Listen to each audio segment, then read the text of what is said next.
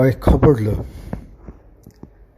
ও কোন আলেমের পেছনে যায়, কোন আলেমের আমল করে, ওর সাথে নামাজ পড়, ওর সেজদাতে কি বলে সেটা শোন।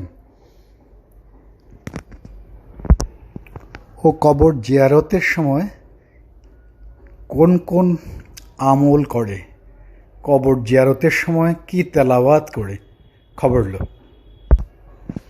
লো কোরআন শরীফের কোন আয়াত পড়ে, কোন আমল করে। আরে ভাই, এত কষ্ট করার দরকার কি? এত গোয়েন্দাগিরি করা দরকার কি? প্রতিটা ক্ষেত্রে নজরদারি করা দরকার কি? তওবা করে ফিরে আসলেই হয়। আল্লাহ তাআলা পথ খোলা রেখেছেন, সহজ সরল পথ।